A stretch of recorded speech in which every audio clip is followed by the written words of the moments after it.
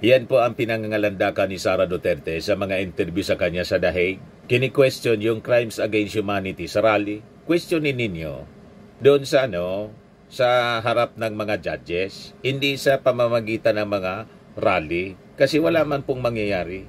Pag sa rally po, propaganda lang po yan. Paulit-ulit mga kababayan na mga pahayag ng kasinungalingan para yung mga naniniwala sa kanila, patuloy na maniwala. At yung hindi, nagbabakasakali sila na sa paulit-ulit na pagpapalaganap ng kasinungalingan, mapapaniwala nila. Yan ang intensyon ni Sara sa paulit-ulit na pagsasalita ng kasinungalingan.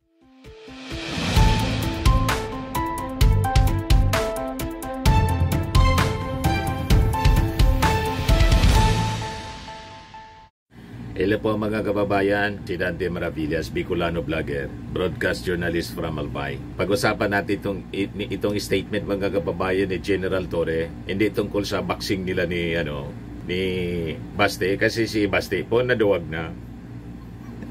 Pero sabi, ito tuloy pa rin ni General Torre yung boxing match kahit hindi siya pumunta doon. Kasi pag hindi sumipot si Baste, kasi nga po naduwag, diretso sila sa pag-ayuda. Kasama yung mga sponsors. Nagka-fundraising pa rin. Ngayon, ang pag-usapan natin po, itong statement ni General Torre na lalong magpapainit sa ulo ng mga DDS.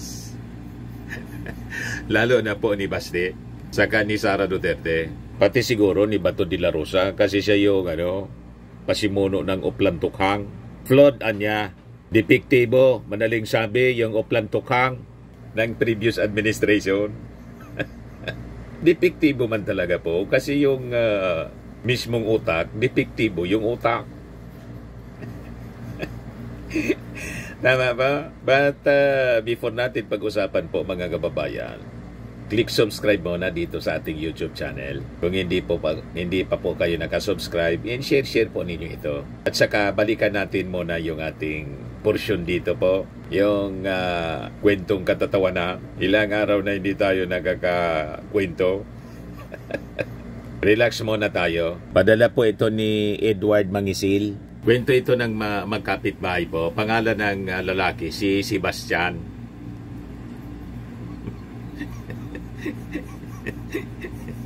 Sino? Sebastian yung nakalagay dito eh. Yung kapitbahay ni Sebastian, sabi, tinichismis daw siya. Kaya galit si Sebastian. Tinichismis ng kapitbahay na babae. Sabi ni Sebastian doon sa kapitbahay na babae, ba't mo ako pinagchichismis ha? Inumpronta, tinichismis mo na supot ako. Sabi ng kapitbahay na babae, wala akong anyang sinasabing ganyan. Sabi ni Sebastian, anong wala? Kalat na sa mga kapitbahay natin. At ikaw daw yung may sabi. Sabi ng kapitbahay na babae, ala, fake news yan. Ang sinabi ko lang anya, malapit ka nang magpatuli. Sabi ni Sebastian, mabuti naman niliwanag mo. Di man niya sinabing support. Ang sinabi, malapit na siyang magpatuli. Si Sebastian.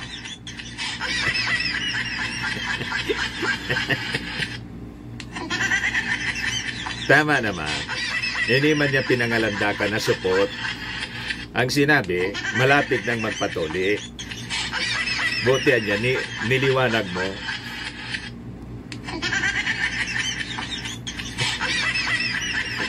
Ayos? Mali yung chismis. Anyway, matik na po. 200 pesos po. Hindi ito yung hindi po ito yung Sebastian na taga Mindanao, taga Davao. Basta Sebastian yung pangalan. Linawin natin baka kung tayo yung hamonin na hamonin ng suntukan.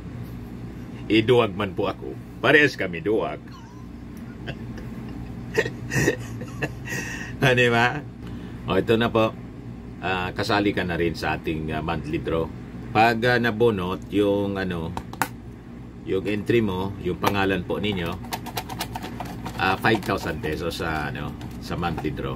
Pag hindi, kasali ka pa rin sa grand draw natin sa December. 10,000 pesos yung grand prize natin. Yung mga gusto magpadala ng entries po, mag-message na lang kayo sa aking Facebook Messenger, Dante Maravillas. Kung hindi doon sa Dante Maravillas page natin, Dante Maravillas Vlog. At sa kayo mga gusto pala magnegosyo po nito at gustong bumili, mag-message na lang po kayo. Itong I Am Amazing Pure Organic Barley Powdered Drink Mix from Australia. Ang dami na pong inquiries at nag-order nito sa amin. Maganda para po libre na yung inyong konsumo. Hindi man talaga libre. What I mean, kukunin na ninyo sa kita ninyo dito yung personal consumption ninyo. Yan ang ginagawa ko mga kababayan sa lahat ng mga binibenta natin. Ginagamit natin ang personal, pero hindi na galing sa galing sa sariling bulsa, kundi galing po sa kita. Ganon. So, balikan natin yung ating kwento. Yan sabi ni General Torre. This is fake news, anya. It is cruelest form. Yung Oplantokhang, fake news daw. In its cruelest form, it trivializes the experience of the families of the victims. Sabi ni General Torre, let us be clear, the deaths of drug war victims are not, as someone famously shrugged, shit happens. Referring dun sa sinabi mga kababayan ni Bato de la Rosa na dating PNP chief, pinapalabas na yung mga namatay po sa Oplantokhang, collateral damage, shit happens. Intentional po yung ginawa mga kababayan kasi narinig naman po natin kung paano magbanta yung dating Pangulong Digong. Proud siya sa kill, kill, kill. And that is, publicly announced yung kill, kill, kill. Ganon din po si Bato de la Rosa. Kaya ito sinasabi ni General Torre, depektiboan niya. Ang Oplantokhang ng previous administration was flawed, sabi po ni General Torre. Yan Oplantokhang in its most basic concept niya is flawed. Think about it. We go to someone's house, knock on the door, beg the suspected lawbreakers to stop. Yet, do we have the evidence? Tama po si General Torre. Bakit ka kakatok doon? Unang-una niya, yan ang ibig sabihin ng tokhang. Yan Tokhang is a play of words. Tok-tok, which means to knock, and hangyo, which means to plead. Oplantokhang. Yan ang binuo na term ni Bato de la Rosa. Salitang Bisaya, salitang Davao, Oplantokhang. Tok-tok and hangyo, to plead. Ang tanong mga kababayan ni General Torre, bakit niya may ebidensya kayo para itokhang magmakaawa sa inyo after tuktukan yung bahay ng residente? So doon pa lang anya may problema na. It is defective, it is flawed, sabi niya. It was flawed, sabi niya. So sabi dito sa balita, human rights groups estimate that Duterte's anti-drug campaign killed between 12,000 and 30,000 people, many of whom were from poor communities in supposedly resisted arrest. Torre later turned his attention to a claim that the case against the former president was weak and that the thousands of deaths tallied by human rights groups were false since the arrest warrant only cited 43 deaths. Yan po ang pinangangalandakan ni Sara Duterte sa mga interview sa kanya sa The Hague. Kini-question yung crimes against humanity sa rally. Questionin ninyo doon sa sa harap ng mga judges, hindi sa pamamagitan ng mga rally. Kasi wala man pong mangyayari. Pag sa rally po, propaganda lang po yan. Paulit-ulit mga kababayan na mga pahayag ng kasinungalingan para yung mga naniniwala sa kanila patuloy na maniwala at yung hindi nagbabakasakali sila na sa paulit-ulit na pagpapalaganap ng kasinungalingan mapapaniwala nila. Yan ang intensyon ni Sara sa paulit-ulit na pagsasalita ng kasinungalingan. Lahat baliktad yung sinasabi. Kaya sabi po ni General Torre, this is fake news anya. In its cruelest form, it trivializes the experience of the families of the victims. Let us be clear, the deaths anya of drug war victims are not, as someone famously shrugged, shit happens. Healing begins with acknowledging loss. Makikita ninyo, ang mga statement mo ni General Torre, factual, and full of wisdom. Yan na. Healing begins with acknowledging loss. Hindi yung bastang sasabihin mo na lang na shit happens, tulad ng sinabi po ni Bato de la Rosa. Siya na nagsabi niya, shit happens niya. Ibig sabihin niya, nangyayari talaga niya yan sa mga operations ng police, kaya dapat tanggapin yung kanilang mga ginawang kabalbalan sa tukhang operation o plan tukhang. Yan ang gustong mangyari ng mga Duterte. Palampasin yung kanilang kalapastanganan. Palampasin yung kanilang mga pagkakamali that resulted to thousands of people died dahil sa kanyang plan tukhang. Shit happens niya eh. Pwede magkakaroon ng healing. Di mo masisisi yung mga pamilya ng mga biktima na mag-seek ng ustisya. Yun ang rason kung bakit po may kaso sila sa ICC. So sabi dito sa balita, although Torre did not name names, it was Senator Ronald Bato de la Rosa who said shit happens in response to a 3-year-old girl being fatally shot in an anti-drug operations in Rizal in 2019. Ang ganyang mga statement po, nagpapakita lang ng walang pagpapahalaga sa buhay ng mga tao. Pero tingnan ninyo, masyado silang concerned sa buhay ni Digong. Ang buhay ni Digong, buhay na buhay. Pinakalat nila na si Digong butot balat na, nang hindi mga kababayan pick upin ng mga tao. Siguro gusto magpaawa, butot balat na doon. Pinalalabas kasi nila, inaapi, dapat kaawaan si Digong, inaapi ng Marcos administration.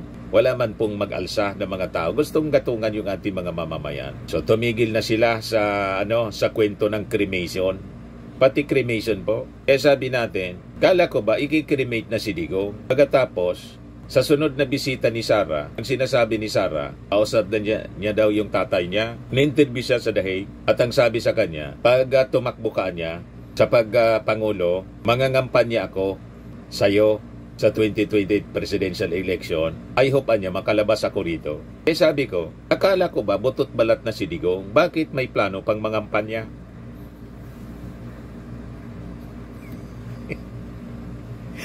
Di ba? So, madaling sabi, hindi man totoo yung mga kwento ng nanay niya na mahina niya si Digong. Kasi niya matanda na. Kung mahina na at matanda na, yun ang paniwala nila. Butot balat na daw eh. Wala naman pinapakitang picture. Pwede naman niyang picturean. Hindi man siguro bawal. Pwede siguro yung cellphone niya. Bakit hindi pinapakita ang itsura ni Digong ngayon kung talagang butot balat na? Pagkatapos, sunod na bisita ni Sara, mangangampanya pa daw sa kanya. Di ba bangga po? Madaling sabi, binubula lang tayo. But anyway, balikan natin si General Torre sa kanyang mga sinasabi rito. Sabi dito sa balita, De La Rosa was Duterte's first PNP chief who held the post from 2016 to 2018 and was credited as the architect of the drug war. O ngayon, yung mga DDS po, pakalat ng mga fake news. Ang ilig-ilig na nila sa fake news po. Kaya nag-react po yung ICC sa kumalat na mga balita na si Digong po palalabasin na po yung release, temporary release. Kaya sabi ng ICC, Duterte is still detained, denies release rumors. Kaya sabi dito, in a text message to reporters, Caroline Maurel, outreach officer from the Public Information and Outreach Section ng ICC, said that if a suspect were released from the chamber's custody niya, the court would immediately and officially confirm it to the press. I can confirm niya that there is no change in the status of Mr. Duterte. He is still in the ICC detention, sabi po ni Maurel. Quoting ICC spokesperson Fadi El Abdallah. Pakalat po ng pakalat ng fake news ang kampo ng mga Duterte na lalabas na niya si Tatay Digong. Parang si Harry Roque, sige pakalat ng balita na nag-asylum na daw siya sa Netherlands. Palaboy siya po. Kung may application siya, hindi man na-approve, malamang sa malamang, denied na po, hindi lang niya sinasabi. Gusto na nga pong umuwi dito. Napagod na sa pagiging palaboy dyan sa Europe si Harry Roque. Yan kasi, daldal ng daldal. Pero tuloy lang ninyo. Alangan man turuan ko kayo. Ituloy lang ninyo ang telegraph ng lahat ninyo mga plano. Tingnan natin kung maganda ang resulta. Ang hilig kasi ninyo na magyabang, ang assuming kayo eh. So naglabas sila ng ang statement. After the former president's daughter, Vice President Sara Duterte refused to comment on reports claiming that her father had been released from the ICC detention center. The Vice President, who was in The Hague at the time, said she knew the answer to the reports but chose not to comment as she was not sure if doing so was allowed on her level. Earlier, ICC Pre-Trial Chamber 1 granted the former president's request to defer the decision on his appeal for interim release. Yan nga po ang nakakatawa. Sila yung nagpetition for interim release, tapos ilalabas na sana yung desisyon. Tapos nag-file sila ng petition to suspend. O diba? Sabi nila urgent. Ngayon, didesisyon na sana, nagpahabol ng petisyon. I-suspend muna niya yung desisyon. Kontra-kontra, mga kababayan, yung kanilang mga ginagawa. Kaya sabi dito, in a filing made public on Wednesday evening, presiding judge Julia Motok said the deferment was granted by a majority of judges, either until the defense takes further action on the matter or until the chamber deems it appropriate. On June 12, Duterte's counsel appealed for the former president's urgent interim release, saying an undisclosed government had expressed advance and principled agreement to receive him. Hindi man pala totoo mga kababayan, yung nilalakad ni Sara at ng kanyang pamilya, yung Belgium paka yung Australia, pumunta pang Australia si Sara, nag-deny na hindi man daw sila nag-apply. Kung hindi nag-apply, bakit denied? Halimbawa, hindi nag-apply, lalo nang masama kasi hindi pa nag-apply na maging host country yung Australia, denied na. Lalong masama yun. Nag-intention pa lang, denied na. Sabi nga, nasa na yung mga bansa, yung China, bakit hindi mag-host yung China? Inabando na po ni Xi Jinping. Ganyan po ang mga Chinese eh. Pag may pakinabang ka, okay. Pag wala ka ng paginabang sa amin, discharge ka na. Di-distansya na sa'yo. Ganon po, wala man lang leader ng mundo ang nagpayag ng statement supporting Digong or condemning the ICC. Kahit na si Trump, mga kababayan na sabi barkada, kinundi na pa po, dinanata ni Trump. Hindi niya alam niya yung ginagawa niya, yung previous administration, referring to Digong, nang makausap ng ating Pangulo the other day. You see? Kaya yung abogado niya, tuliro na rin po, si Kaufman. Litong-lito na sa kanyang mga pinagagawa si Kaufman po. Kasi yung kliyente niya, paiba-iba din yung pag-iisip. Kaya pati si Kaufman, tuliro na kung anong gagawin. Bangga-bangga na po ang mga aksyon na ginagawa. Sabi urgent release. Ngayon, deferment. So pinagbigyan, i-defer ng ICC judges. Sige niya, kung yan ang gusto ninyo. I-defer natin yung desisyon. Lalong matatagalan mga kababayan yung kaso ni Digong. Lalong matatagalan yung kanyang pagkakulong. Hindi pa nasisimulan yung trial eh. Deferment na agad.